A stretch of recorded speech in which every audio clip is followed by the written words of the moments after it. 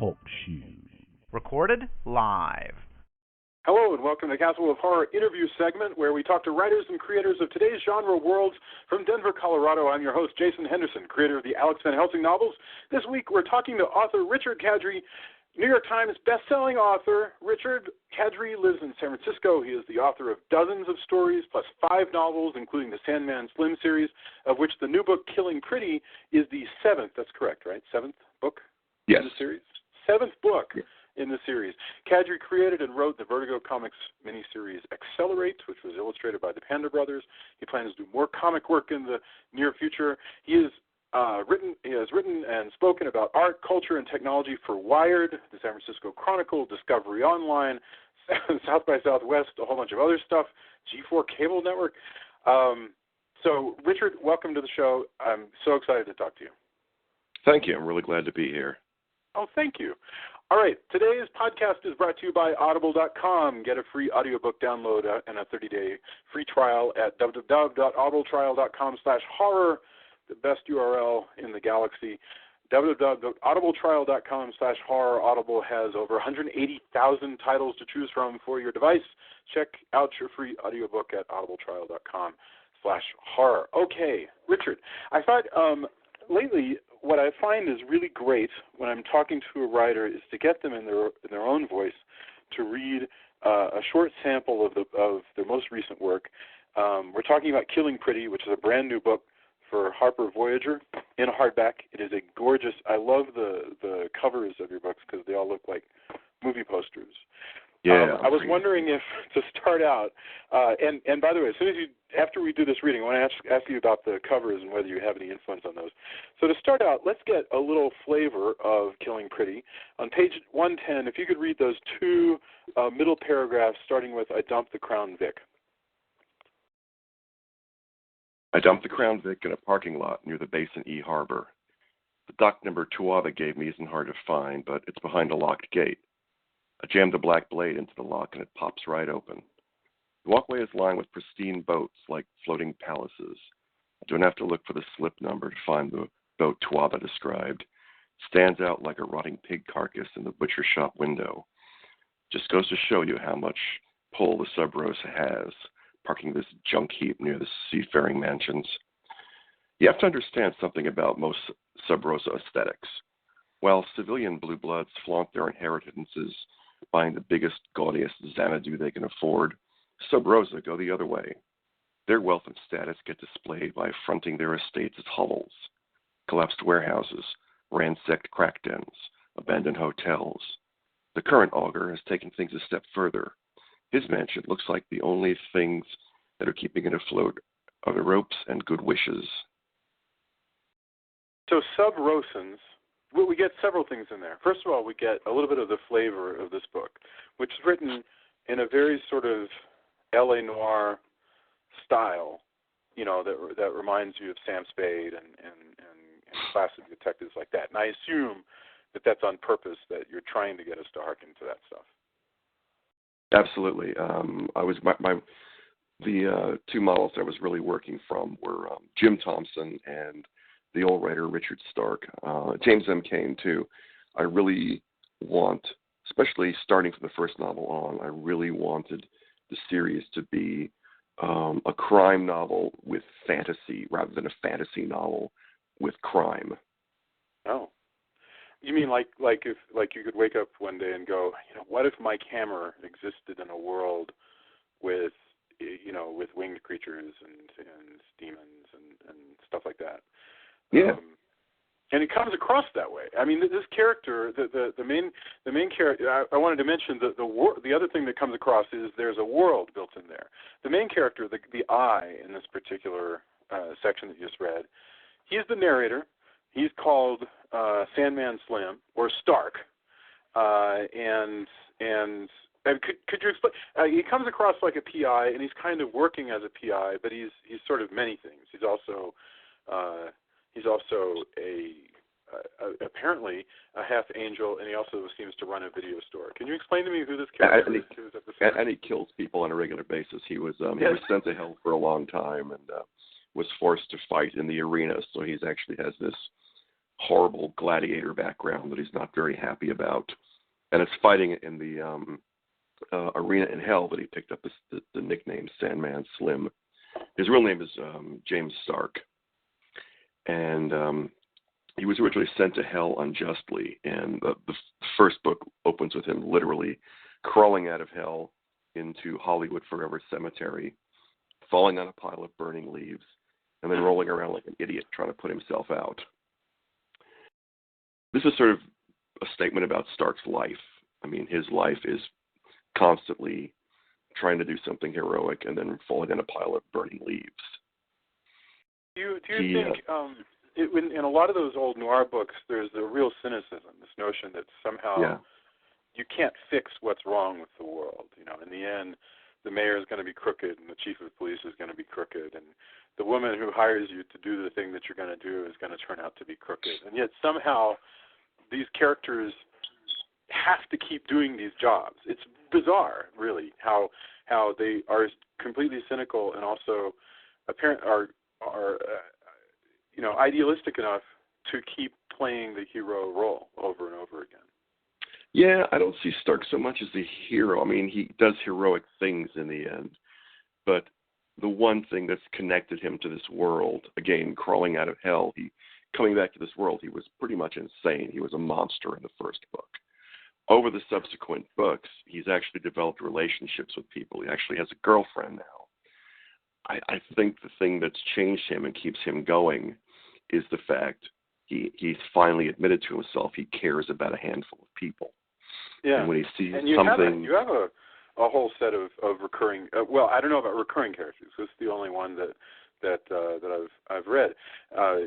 But you have this girlfriend of his, you have partners, you have, and it's funny how these, anti-heroes like this, who seem like they should be loners, always seem to have a sort of robust set of supporting characters. He has people who help him out in the store.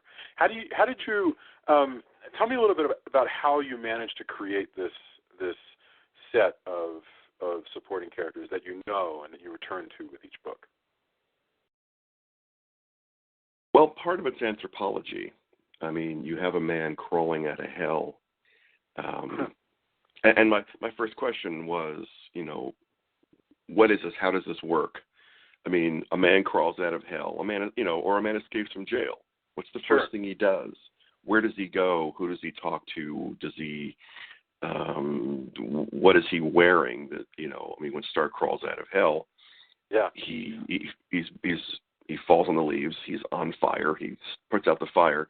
Then he's trying to blend in with Los Angeles, but he's wearing clothes he had on 11 years earlier, and they've been burned. Right.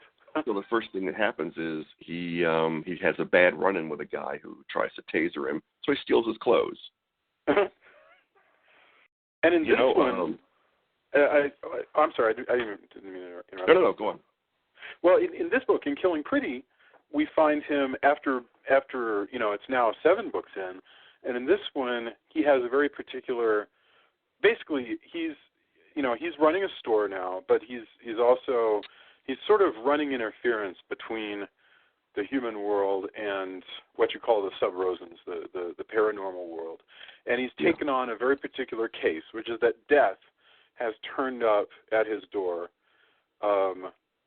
in a human body, and it's unclear to Death himself how he wound up in this human body and who tried to kill him. And that's kind of he's one of the pushes. He's in a human body, but a murdered human body. Right.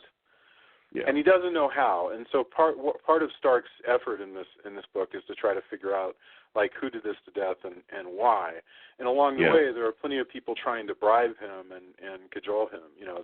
The paranormals are trying to control him in a way by offering him a great job, offering him a lot of money.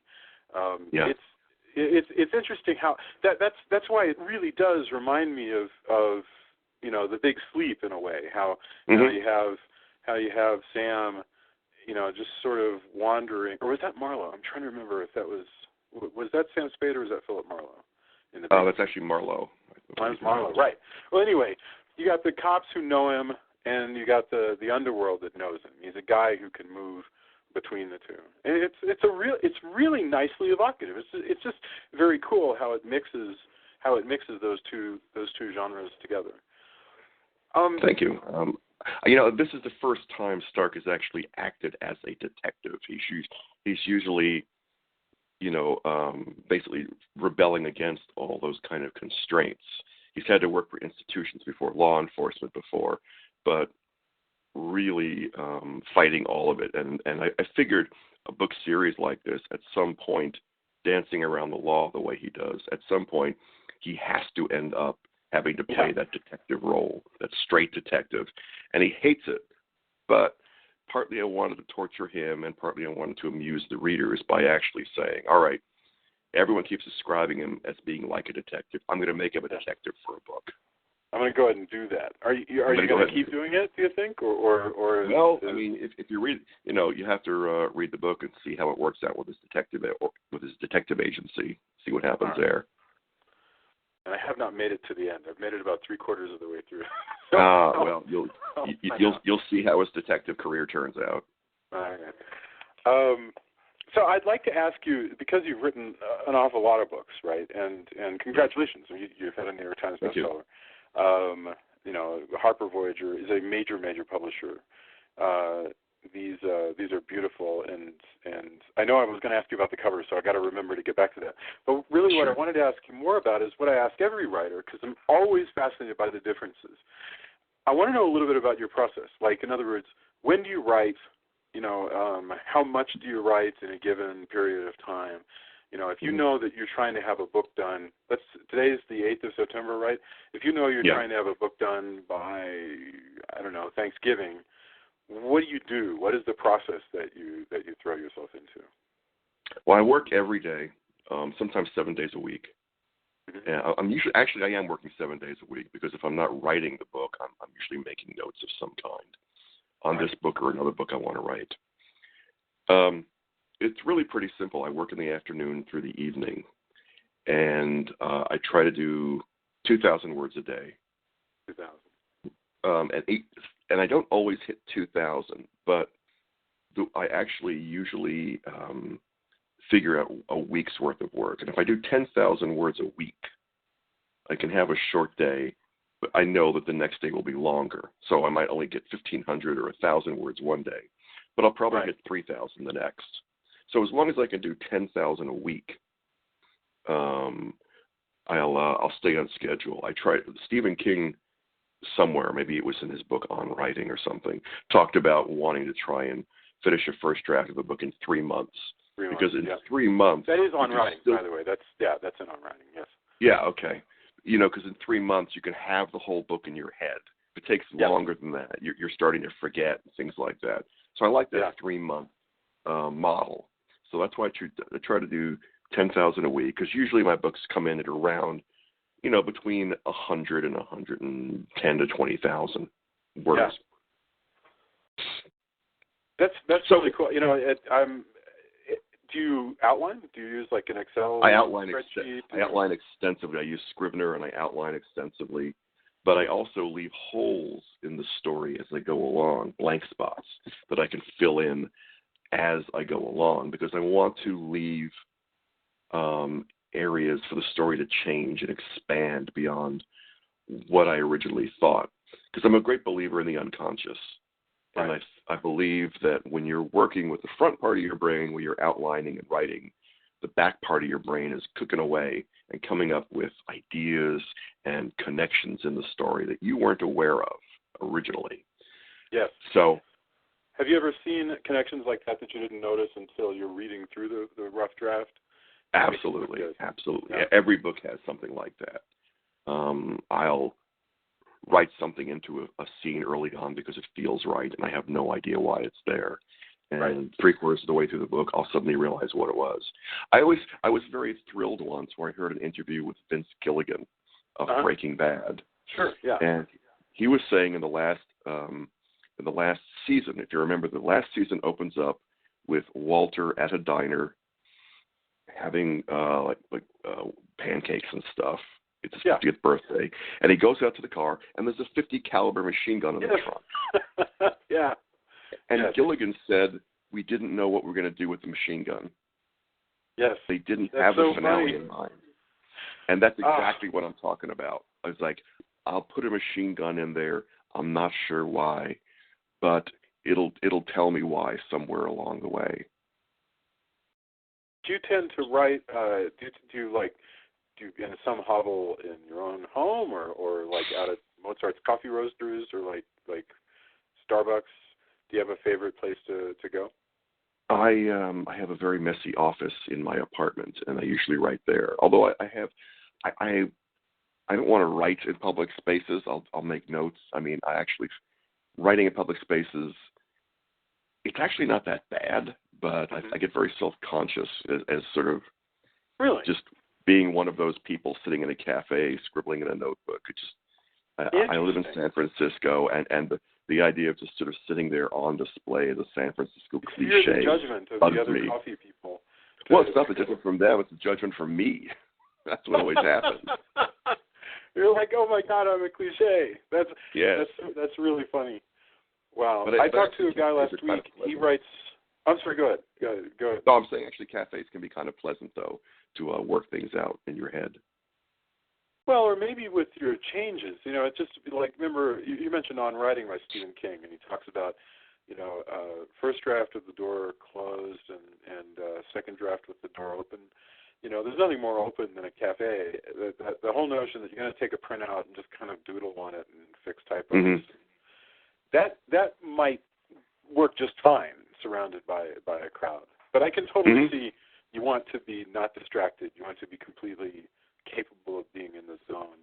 I was going to say, I talked to a thriller writer last week, and he goes to a local university and like tucks himself away somewhere in the library or whatever, which seems ideal because it's often pretty quiet. Here in Denver, the Denver University Library is open until midnight every night, which is great. Really great. Oh yeah, you kidding? I mean, it's just like the perfect place to go and like disappear and work. I can't do Starbucks at all. Yeah, the notion of writing, because the tables are so close together. I mean, forget about the judgment or anything like that. I would find it impossible to concentrate. Do you ever write with? The scenario is this. Back when I was in college, I remember I and some other writers, this is what we did for fun, is we would take our computers out and go do writing sessions together. Our two laptops face to face, and then at the end of the evening, maybe you trade the laptops and go, okay, read this or whatever. Do you ever write with a partner, or is that just? Oh God, no. No one ever sees the work as I'm writing it. Oh hell no. No. What does it take before you're able to show somebody the draft of what you got going on? I can show them the first draft, but I have to get all the way to the end before anybody sees anything, because I have to at least have that first pass done to know if any of it makes sense. Yeah. And the way I tend to work is I start off each writing session doing a quick polish on last night's or yesterday's work. Oh, so really? by the time I get to the end of the book, there's been a little bit of polish. It's not just completely rough. There's been a little bit of cleanup along the way. So I'm okay with people seeing it at that point. But, when it's just raw out of the computer, forget it. No one sees it. I mean, mind you, I think I would do it if there was anybody around that I could write with. But this is a long time ago. Back when I was a lot more confident, I think, in the writing.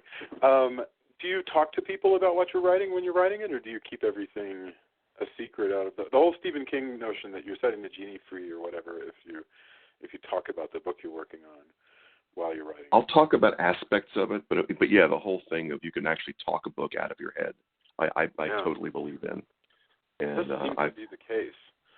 Yeah. Especially with younger writers, there are younger writers I meet who want to tell me in excruciating detail what their book is, and sometimes I just want to say, stop. It's like, it's not that you're boring me, but you're killing your book. There's or probably feels some like truth it. to that. I wonder why that is. It must be that the book wants in your brain whatever. Let's imagine that the writing of a book is really just a side effect of this strange need to give a story shape that's knocking around in your head. And what that would mean is that if you could get up in front of a microphone and entertain a bunch of people with that story for a couple of nights, you wouldn't have any need to create the book itself. But since we're in the business of trying to create books, then you would, of course, have killed that opportunity there. But I completely believe that. Yep. Boy, that's really cool. Are you working on one now? Are you working on a follow-up? Yeah, what I'm writing right now is actually Sandman Slim number 8. Wow, very cool. When does it due? It is due around Thanksgiving. So. Wow, so that scenario was actually pretty close to the truth. That was pretty good, man. So these the covers. Did you have anything to do with the creation of these groovy covers that look like movie one sheets, or is that just? Well, Harper's been amazing in getting me involved in all aspects of the copy, the cover copy, and the art for the covers. Yeah, they've been really great about it. And excuse me. A lot of that cover comes from my ideas, and then this amazing execution. And we just had a cover conference about the new book, and my editor and I, we kick ideas back and forth, and then they take them down to the art department and let them, go crazy with it. And we usually get a couple different versions, play with the colors, play with some of the smaller aspects. But Harper's been really great in, making me part of the whole process. I'm really, really grateful. That's really fantastic. The title. Do you come up with the titles yourself, or do you give them a bunch of? And I ask this because I know that a lot of times writers tell me I had nothing to do with the title of this book. I gave them like 4 or 5 options. They picked one. Or do you get lucky? That's kind of what it comes to. Or we'll wrestle with them a bit. I'll usually have a title in mind, and it doesn't work for some reason. The marketing people are involved in this stuff, in things like titles, and sometimes you hit it right off. Sandman Slim was easy. The second book, Kill the Dead, that was easy. Aloha from Hell was easy. But the last couple of books, there's a lot of going back and forth, and eventually you sort of hit this happy medium where editors and marketing people are happy, and the art department too, because the original title for Killing Pretty was much longer, and there was one of those things that basically like, look, it won't fit. We have a format for your book covers that are like those old 70s movie posters, and if we use that title, there will be no art. It will just be the words, and we don't want to do that. And got to give them credit for that. It's like, there is a format, and part of my job is to fit into the format that they've established and that I've certainly agreed to and enjoy. Yeah. Well, and they do look beautiful. I love the one your title, Devil Said Bang. I think is just a fantastic. It really makes you think of like rockabilly or Scopy Tone videos from the '60s. I mean, that's great. That's just what I was going for. Thank you. One last thing I want to ask you about, and then I'll let you go. And that is one of the cool things going on in Killing Pretty is that somehow or another they're keeping their business afloat by renting out videos that never actually came out in our reality. And I don't remember how he's getting them into this reality, but it means that you can come over and rent, David Cronenberg's 1980s Frankenstein that in our reality never happened, or I'm trying to think of another example. London After Midnight. James Cameron's Spider-Man. Right. Exactly. The James Cameron Spider-Man. Any one of those things. And that's such a fantastic concept. I mean, that's truly fantastic because, if you know movies, then all of these references will be. So first of all, the question, I assume that's a heck of a lot of fun to come up with. And second, remind me again how exactly they're getting them into this reality in this book. Getting into the reality through very simply, there's a witch part of the Sub Rosa who has contact with a ghost, and the ghost can travel to basically other sort of bits of reality, and the ghost will bring them back, and then the witch will bring them to the video store where everyone lives. So it's a very simple the process. ghost. Okay, all right. Yeah. The one they see in the mirror, the boy. That's right. The boy in the mirror. Yeah. Yeah, his name is Dash. Yes. All right. Which of course is Dashiell Hammett, which is the name which is Dashiell Hammett's nickname. It's not Dashiell Hammett in the mirror, but I've just always liked the name Dash. So, but yeah, the movies themselves, it was a great, it was a fun thing to be able to research movies that never happened. Yeah. And they're all movies I want to see. Sergio Leone was going to do The Godfather. I want to see that movie. All of these are wonderful. I mean, that's like my favorite thing, and it becomes a sort of running gag, in the book, that he keeps coming back to the store, and since they're babysitting death, they're just watching a lot of movies, and, right. and you get references.